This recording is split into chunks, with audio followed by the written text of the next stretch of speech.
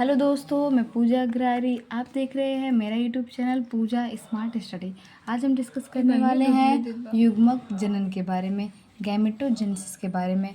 युग्मक जनन में क्या होता है? नर युग्मक शुक्राणु का निर्माण होता है या मादा युग्मक अंडाणु का निर्माण होता है। तो दोनों प्रक्रिया अलग अलग होती है। युग्मक जनन में आप देखें, युग्मक जनन होता है स्पर्मेटोजेनेसिस होता है, एक होता है ooजेनेसिस। स्पर्मेटोजेनेसिस में शुक्र जनन चलता है, मतलब शुक्राणु का निर्माण होता है, और ooजेनेसिस में अंडाणु मादा युग्मक अंडाणु का निर्माण होता है।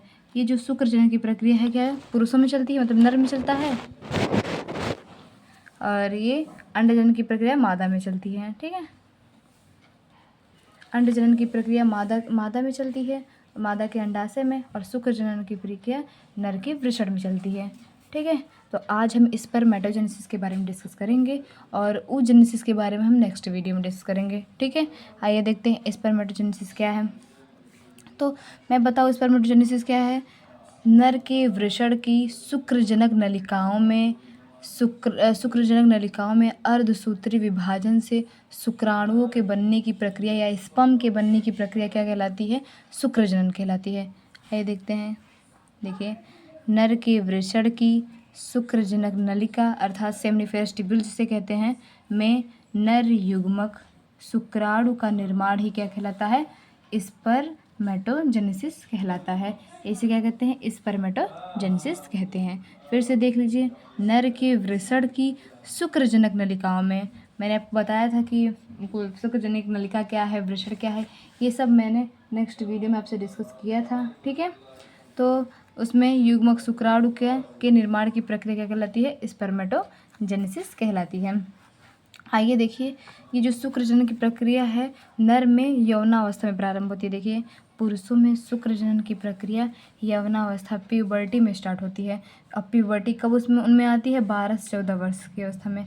किसी किसी में 12 ही वर्ष में शुरू हो जाती है शुक्रजनन की प्रक्रिया, किसी में 13 या 14 वर्ष के अंत तक स्टार्ट हो जाती है, में प्रारंभ हो जाती है, और जीवन पर्यंत ही शुक्रजनन चलता रहता है। लेकिन महिलाओं में ऐसा नहीं होता है। महिलाओं में जो अंड जनन की प्रक्रिया है, ये मादा के गर्भ में ही, जब वो माँ के गर्भ में रहती है तभी ही अंड जनन की प्रक्रिया चलने लगती है। ठीक है, और उनमें जीवन पर्यंत शुक्रजनन की प्रक्रिया चलती भी नहीं है। लेकिन पुरुषों में क्या होता है? 12 से 14 वर्ष में शुक्राणु बनने स्टार्ट होते हैं, और जीवन पर्यंत ही क्या होता है? शुक्रजनन की प्रक्रिया चलती रहती है। अब देखिए, हम देखते हैं कि किस प्रकार इसमें शुक्राणु का निर्माण होता है। पहले देखिए, जो पहले हमें कोशिका लेंगे जर्म सेल। ये क्या है? ये क्या है? Germ cell. किस प्रकार से युग्मक जनन शुक्र जनन की प्रक्रिया चलती है वो हम समझेंगे। देखिए, क्या है? जर्म सेल है। ठीक है, अब जर्म सेल में लगातार समसूत्री विभाजन होगा। जर्म सेल मतलब जनन कोशिका इसे कहते हैं। क्या कहते हैं? जनन कोशिका। अब जनन कोशिका में समसूत्री विभाजन होगा। देखिए, हम समसूत्री विभाजन कराते हैं। देखिए, समसूत्री विभाजन होगा इस प्रकार से। समसूत्री विभाजन में जितनी कार्य, अगर द्विगुणित कोशिका है तो द्विगुणित ही रह जाती है। फिर आगे समसूत्री विभाजन होगा। देखिए, कोशिका इस प्रकार से। ठीक है, इस प्रकार से हो जाएगी। क्या हो रहा है? समसूत्री विभाजन हो रहा है, मतलब माइटोसिस हो रहा है। क्या इसमें क्या हो रहा है? माइटोसिस। माइटोसिस की प्रक्रिया चल रही है। क्या हो रहा है? माइटोसिस चल रहा है ना।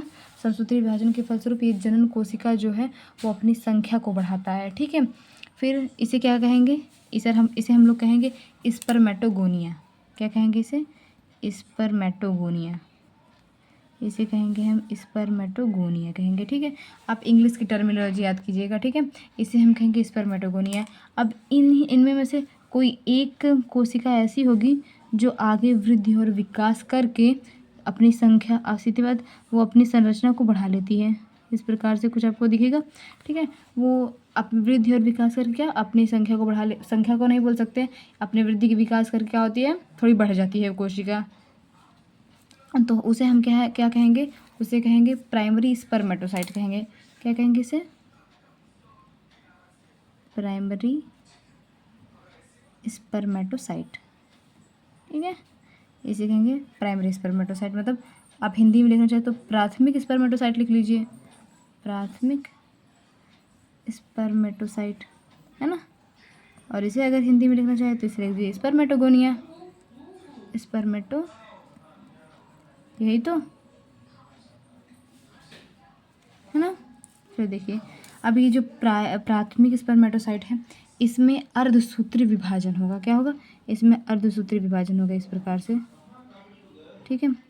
अर्धसूत्री विभाजन होगा तो ये 2n है तो ये n हो जाएगा। अर्धसूत्री विभाजन होगा तो क्या हो जाएगा? ये n हो जाएगा।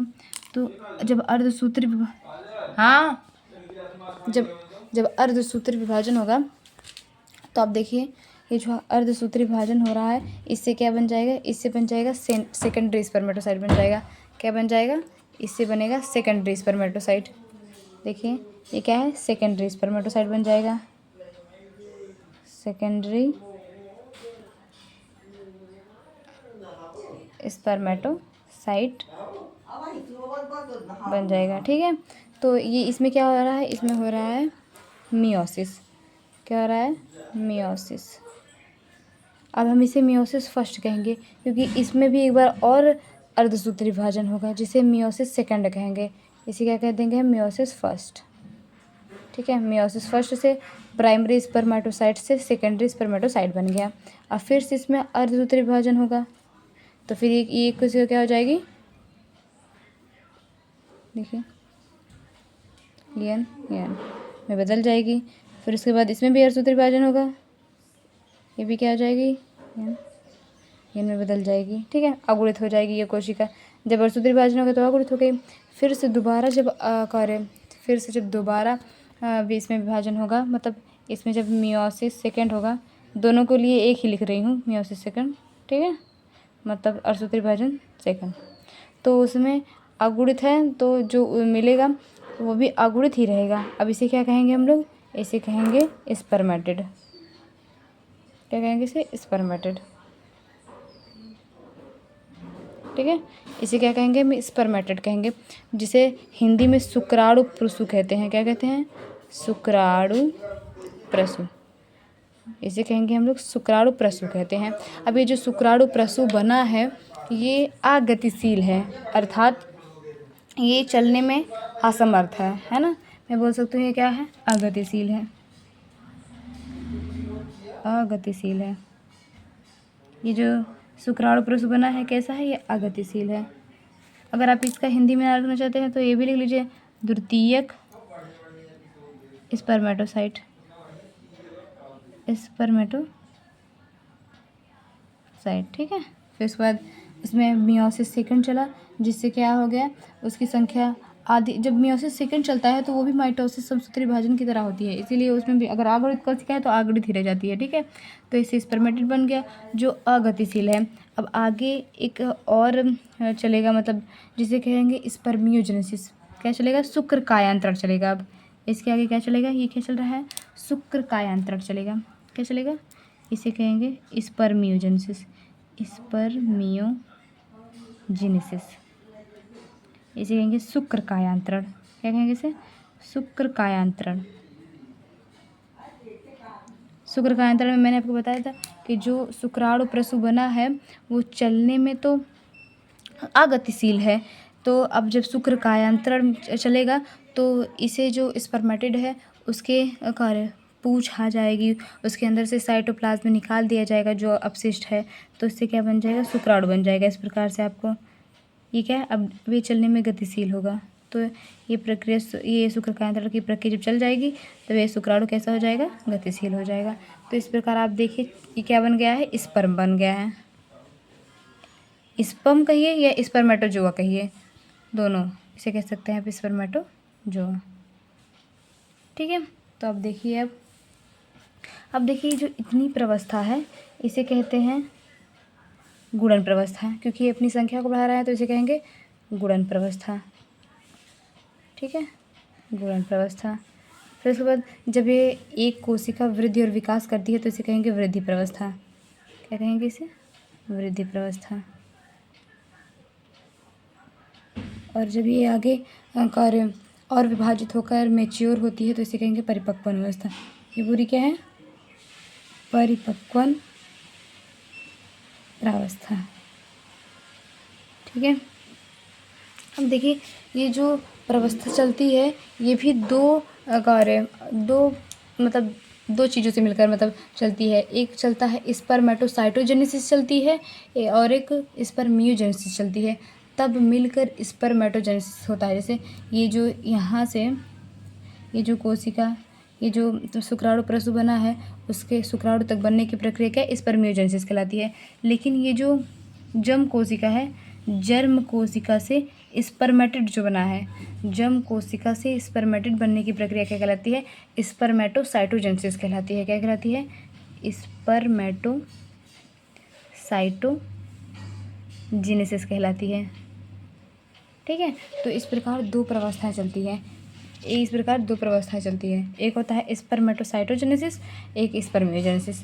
ये दोनों मिलकर ही क्या बनाती हैं स्पर्मेटोजेनेसिस बनाती हैं। ठीक है, तो अब फिर से आप देख लीजिए, पहले तो जर्म कोशिका होगी शुक्रजनक नलिकाओं में जो समसूत्री विभाजन, ये समसूत्री विभाजन है। अगर ना समझ पाए तो यहाँ लिख देती हूँ मैं, इसका मतलब क्या है समसूत्री विभाजन।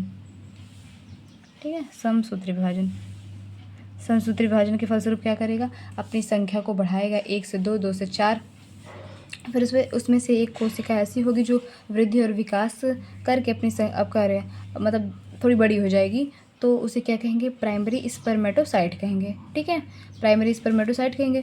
तो प्राइमरी स्पर्मेटोसाइट में अर्धसूत्री विभाजन फर्स्ट चलेगा तो द्वितीयक स्पर्मेटोसाइट बनेगा।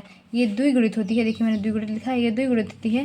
लेकिन जो सेकेंडरी स्पर्मेटोसाइट होती है उसमें अर्धसूत्री विभाजन के फलस्वरूप ये क्या हो जाती है अगुणित हो जाती है। फिर उसके बाद मियोसिस सेकेंड चलेगा जिससे शुक्राणु प्रसु या शुक्राणु पूर्व जिसे कहते हैं स्पर्मेटिड का निर्माण होगा। ये अगतिशील होगा तो उसमें शुक्र कायांतर स्पर्मियोजेनेसिस चलेगा जिससे कार्य स्पर्म मतलब गतिशील है अब ये, है ना, स्पर्म का निर्माण हो जाएगा। तो मैंने बताया आपको ना ये दो प्रक्रिया चलती हैं, एक स्पर्मेटोजेनेसिस, एक स्पर्मेटोसाइटोजेनेसिस, एक स्पर्मियोजेनेसिस। देखिए ये दोनों क्या है प्रक्रिया, देखिए मैंने लिखा है कि एक होता है स्पर्मेटोसाइटोजेनेसिस, एक स्पर्मियोजेनेसिस। ये दोनों मिलकर क्या बनाती हैं स्पर्मेटोजेनेसिस। क्या स्पर्मेटोजेनेसिस बनाती हैं, मतलब शुक्रजनन की प्रक्रिया यही दोनों मिलकर बनाती हैं। शुक्रजनन की प्रक्रिया यही दोनों मिलकर बनाती हैं। क्या क्या स्पर्मेटोसाइटोजेनेसिस और स्पर्मियोजेनेसिस दोनों मिलकर स्पर्मेटोजेनेसिस का निर्माण करती हैं, मतलब शुक्रजनन की प्रक्रिया होती है। तो क्या होता है स्पर्मेटोसाइटोजेनेसिस में क्या होता है जो जनन कोशिका होती है उसमें अर्धसूत्री विभाजन से शुक्राणु प्रसु स्पर्मेटिड का निर्माण होता है। तो इसे क्या कहेंगे, इसे कहेंगे स्पर्मेटोसाइटोजेनेसिस। इस प्रक्रिया को क्या कहते हैं स्पर्मेटोसाइटोजेनेसिस, है ना, इस प्रक्रिया को स्पर्मेटोसाइटोजेनेसिस कहते हैं। ठीक है, तो देखिए स्पर्मेटोसाइटोजेनेसिस है ये ना जनन कोशिका से, ये देखिए शुक्राणु प्रसु इतनी कार्य यहाँ तक बनने की जो प्रक्रिया है ये क्या कहलाती है स्पर्मेटोसाइटोजेनेसिस कहलाती है। तो और दूसरा क्या है, दूसरा है जब स्पर्मेटिड शुक्राणु प्रसु कार्य ये अगतिशील है ना, अगतिशील है, ये अगतिशील है, मतलब ये अगतिशील ही मिला था हम लोगों को, शुक्राणु प्रसु जो मिला था वो अगतिशील है। ठीक है, तो ये जो अगतिशील है उसमें अब शुक्र कायांतरण चलेगा जिससे गतिशील शुक्राणु का निर्माण होगा। ठीक है, तो देख लीजिए ये क्या है शुक्र कायांतरण जिसे कहते हैं स्पर्मियोजेनेसिस, मियोजेनेसिस, शुक्र कायांतरण। इस शुक्र कायांतरण में सर्टोली कोशिका मदद करती है। कौन मदद करता है सर्टोली कोशिका, जो शुक्राणु को पोषण देने का काम करती है वही इसमें मदद करती है, वही उसके अंदर के साइटोप्लाज्म को बाहर निकालती है और उसे मतलब चलने में सहायता प्रदान करती है, मतलब गतिशील बनाती है। तो सर्टोली कोशिका मदद करती है इसमें। ठीक है, तो ये दोनों जब प्रक्रिया होगी तब स्पर्मेटोजेनेसिस हो जाएगा। ठीक है, तो देखिए दोस्तों शुक्रजनन होता है यहाँ यहीं पर ख़त्म।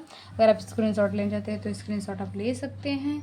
ठीक है दोस्तों, आप स्क्रीनशॉट लेना चाहते हैं तो स्क्रीनशॉट ले लीजिए। और अगर आप अन्य किसी वीडियो पर डिस्कस करना चाहते हैं तो प्लीज़ कमेंट सेक्शन में ज़रूर लिखें। और वीडियो अच्छी लगी हो तो लाइक, सब्सक्राइब एंड शेयर ज़रूर करें। धन्यवाद दोस्तों।